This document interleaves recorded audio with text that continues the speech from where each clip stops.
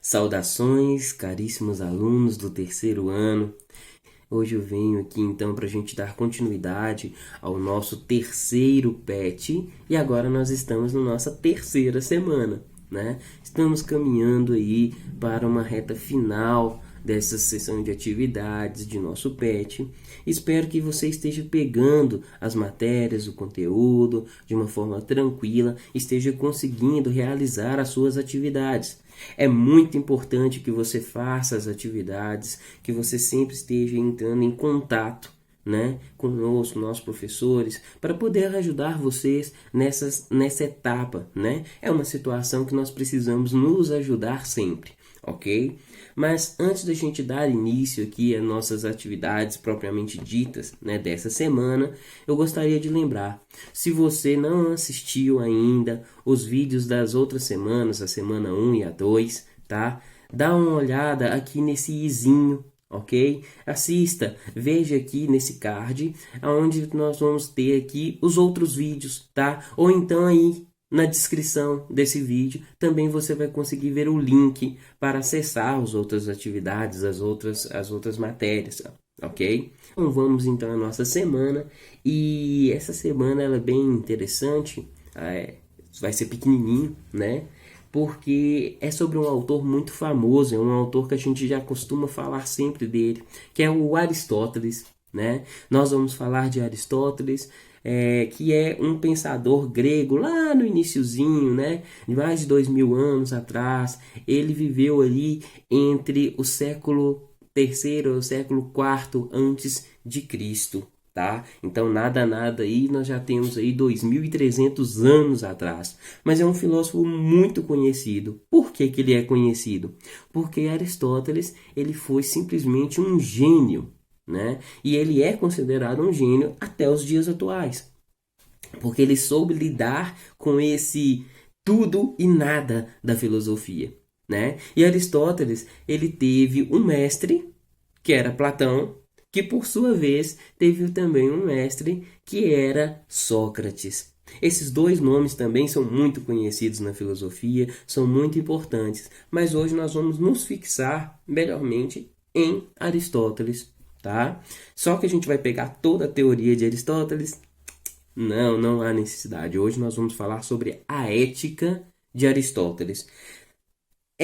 Temos que entender o seguinte: a ética de Aristóteles, na verdade, não é dele, né? A ética não é própria dele. Ele simplesmente pega uma ética socrática, ou seja, de Sócrates, que ele não conheceu, tá? Isso aí tem que ser interessante, a gente tem que frisar isso, porque Sócrates foi o mestre de Platão. E Platão foi o mestre de Aristóteles. Mas Aristóteles não conheceu Sócrates. Mas, pelos escritos, pelas conversas que Aristóteles tinha com Platão, ele conhece a fundo a teoria socrática. Entende? E a teoria socrática, ela era muito pautada tanto na linha ética quanto na linha política. O que vai fazer com que Aristóteles também escreva em cima disso, tá? Mas o que é essa ética de Platão? Platão, ele tem um livro escrito Ética a Nicômaco, tá? Ética a Nicômaco. Aí a gente vai ter algumas discussões, tá? Algumas coisas entre os autores que a gente não sabe dizer quem é o Nicômaco. Por quê? O Aristóteles, ele tinha um pai chamado Nicômaco, mas ele também colocou o nome do seu filho de Nicômaco. Então a gente nunca sabe dizer ao certo para quem que ele estava escrevendo aquele livro, aquele texto, aquele estudo. Acredita-se, e aí eu digo eu enquanto professor, que ele estava escrevendo para o seu filho, querendo formar o filho dele enquanto ser social, né? E nessa obra ele diz o seguinte: olha, para você ser alguém verdadeiramente, é necessário que você seja alguém virtuoso. É importante que você tenha essa virtuosidade nas suas ações, no seu ser. E para ser virtuoso, nós buscamos o bem e a felicidade. Olha como que Aristóteles ele já tinha essa linha de pensamento, ele já tinha uma linha de Sócrates que era exatamente isso. Para você ser virtuoso, era necessário que você fosse alguém bom. Para você ser virtuoso, era necessário que você fosse alguém justo. E como que você age dessa forma? Quando você não prejudica o outro e quando você não prejudica a si mesmo. A teoria de Sócrates era toda voltada a isso. A partir do momento que eu me auto-prejudico ou que eu prejudico o outro, eu não estou sendo virtuoso. Eu estou sendo incorreto, eu estou sendo injusto, eu estou sendo mal. Então toda ética, toda linha de pensamento, ela sempre tem como foco a felicidade e a bondade, o bem, né? E Aristóteles não era diferente daquela época ali, daquela ética naquele momento da Grécia Antiga. Ele acreditava que a sua ética, ela buscava sempre o fim. Ela tinha uma finalidade, ela tinha uma reta final. E qual era a reta final? A reta final era a bondade e a felicidade. Você pode perguntar, o que é a felicidade? A felicidade, ela é algo que te completa. A felicidade é algo que te enche de um todo, fora a ideia de sentimento, tá? Sentimento traz alegria, que é outro sentimento. Pode trazer tristeza, que é outro sentimento. Mas a felicidade não pode ser categorizada por sentimento. Pelo menos essa ideia de felicidade dentro da Grécia Antiga, 2000 anos atrás, ela não enquadra-se dentro da categoria de sentimentos. Sentimentos, para esses autores, ela tem vínculo com a ideia de prazer, com a ideia de contato, de experiência de mundo. É aquilo que eu sinto, é aquilo que eu toco, é aquilo que eu vejo, escuto. Ou seja, os meus sentidos materiais, eles conseguem enxergar o mundo, eles conseguem tocar no mundo. E a partir desse toque, a partir dessa experiência, eu vivo o meu sentimento. Sentido, sentimento. Felicidade não é adquirida dessa forma. Porque a felicidade ela só é alcançada no fim. Essa ideia fim não é o sentido de morte, mas é a ideia de fim, quando você é virtuoso. A virtuosidade, ela é exatamente um trabalho que você faz com você mesmo enquanto um ser racional e um ser político, social. Aristóteles ele escreve nos seus livros, né, principalmente no livro A Política, ele escreve sobre o seguinte: o homem ele é zoon politikon. Significa o quê? É um animal político, é um animal social. Mas ele também diz que o homem é zoon logikon. Significa o quê? Que ele é um animal racional, é um animal pensante. Então nós vivemos em sociedade e ao mesmo tempo que nós pensamos sobre o mundo. Nós pensamos sobre a sociedade, pensamos sobre nós mesmos. E é quando você utiliza, quando você junta o politikon com o logikon, o que acontece? Nós formamos aquilo que nós somos como inteiros. Nós somos seres que podemos alcançar a virtude e a partir disso nós alcançamos a felicidade. Então não é simples assim de dizermos a felicidade é tal coisa. Não. A felicidade é aquilo que você é por inteiro. Mas para você ser esse é por inteiro, você precisa ser alguém virtuoso. É a boa medida. Aristóteles ele acredita firmemente que o que existe entre o ser social, entre o ser racional, é a boa medida. Para você ser virtuoso, é necessário você pensar sobre aquilo que você faz. É necessário você conhecer aquilo que você está fazendo. É necessário você se autocontrolar, disciplinar. É importante. A partir disso, você adquire a virtude.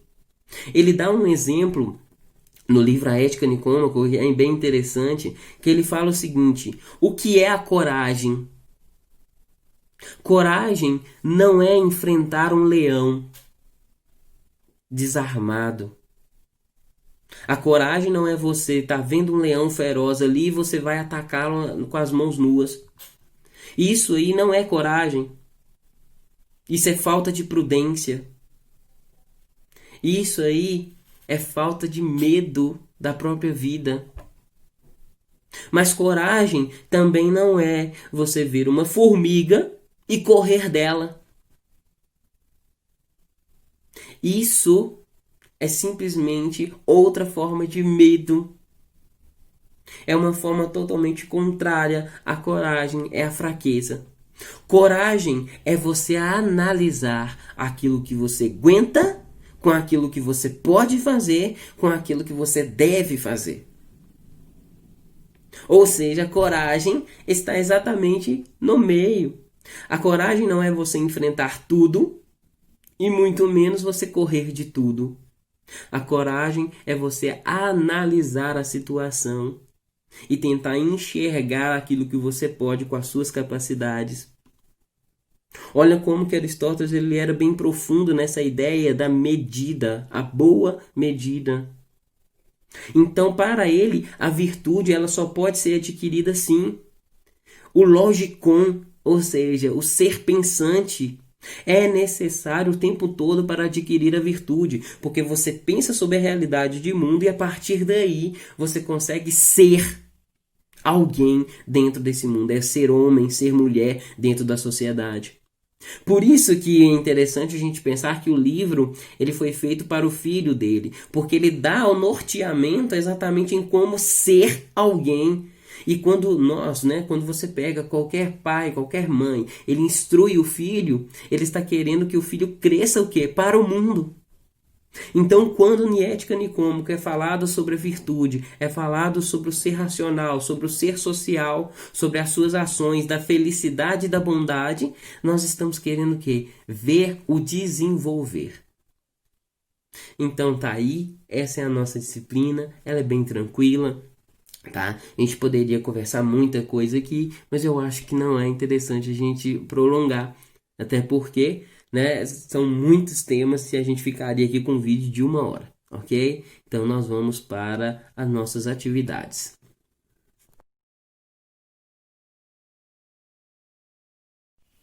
Bom, caríssimos, então nós vamos aqui para as nossas atividades, tá?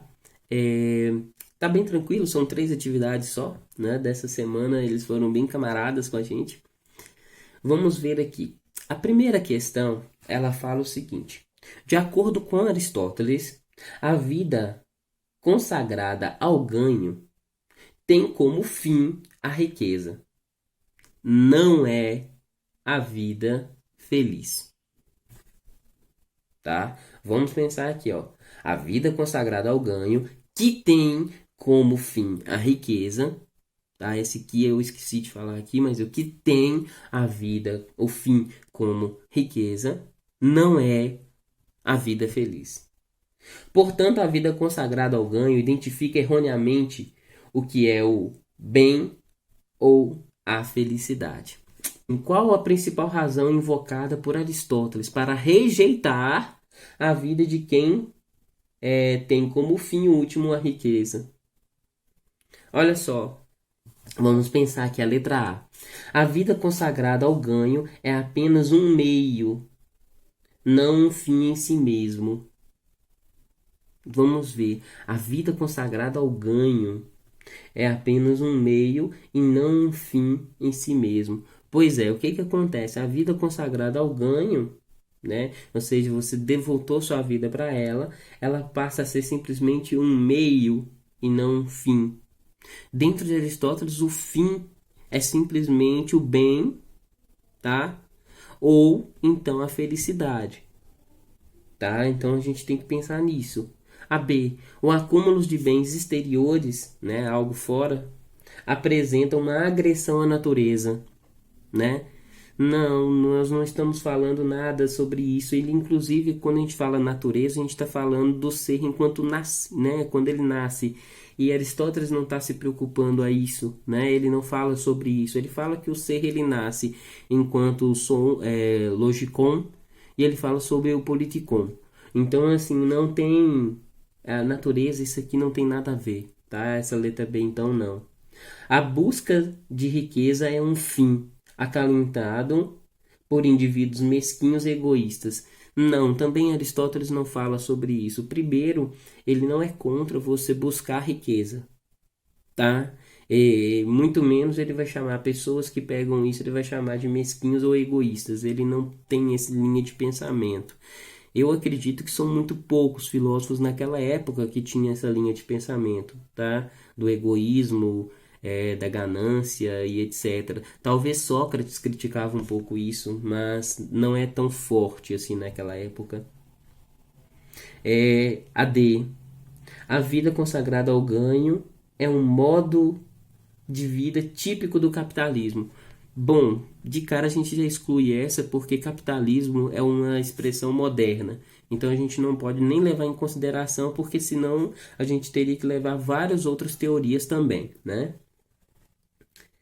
A riqueza torna as pessoas escravas do dinheiro e, portanto, infelizes. Também não. Tá? Essa questão também, a letra E também não. Por quê? A riqueza torna as pessoas escravas do dinheiro. Não dá para a gente afirmar isso, até porque naquele período a escravidão funcionava. E eles tinham uma outra ideia sobre o que era a ideia de escravo, né? Então eu acho que a gente dizer isso seria muito imprudente. Até porque falar as pessoas escravas do dinheiro são infelizes. Mas como que você pode dizer isso? Porque Aristóteles, ele não cancela, é como eu disse antes, não alguma opção aqui. Ele não cancela a ideia da busca material. Você pode ter algo, você pode ter coisas, né? E não por isso você vai ser infeliz. Mas também não significa que você vai ser feliz, ok? É essa que é a ideia. Você ter alguma coisa não significa nem que sim, nem que não, tá? Então a letra a marcar aqui é a letra A, ok? A vida consagrada ao ganho é apenas um meio e não um fim em si mesmo, exato. O ganho, o seu trabalho, ou a forma como você consegue seu dinheiro, ela tem como propósito a felicidade, ela tem como propósito a bondade. Lembrando-se, isso é importante a gente lembrar, que para Aristóteles a finalidade ela tem que ser algo virtuoso, ou seja, não prejudique nem você e nem ao outro, ok? Vamos para número 2 aqui. De acordo com o texto, como se adquire a virtude? Bem tranquilo, né? Porque está escrito no texto, vocês podem conferir aí, tá? Aqui diz o seguinte, né? A virtude, segundo Aristóteles, ela é adquirida a partir do quê? Da combinação de conhecimento, tá? Hábito, atividade e autodisciplina. Tudo aquilo que a gente conversou. Você precisa saber sobre alguma coisa, você precisa ter o hábito de fazer bem essas coisas que você conhece, lidar com a realidade que você vive. Você precisa ter ações que não vão te levar à destruição, mas ações que vão te fortalecer. E autodisciplina é controlar, porque nem sempre nós sabemos controlar os nossos desejos, as nossas vontades, e isso é importante. Ok? Bem tranquila essa questão. E aí, por fim, nós temos a questão 3, né? Escreva um texto relacionando o papel do homem na prevenção da Covid-19, sendo ele um ser social e político, tá? Bom, lembro vocês aí, quando mesmo a gente falando social político, a gente fala também sobre um ser racional. Não tem como você viver em sociedade sem pensar, sem raciocinar, sem conhecer. Então, essa terceira é uma questão de opinião. Você vai simplesmente escrever um texto, tá? Não precisa ser um texto longo, tá? Não tem necessidade, mas que tenha de fato uma opinião sobre como que é a prevenção, né, desse problema que nós estamos vivendo, que está aí nos assolando, né, com essa ideia do ser social, o ser político, o ser virtuoso, né? à procura do bem, né? O sumo bem, tá bom? Então tá aí, chegamos ao final das nossas atividades. Eu agradeço você que assistiu esse vídeo, né? E lembro você, se você não assistiu os vídeos anteriores, vá na descrição, tá? Veja os nossos cards, aí o izinho que fica aí em cima, dá uma analisada, assiste, viu? E se tiver dúvida, consulte, né? Consulte, nós professores estamos aqui para ajudar vocês a passar por essa situação com conhecimento, com sabedoria, ok? Forte abraço a cada um de vocês e até a próxima.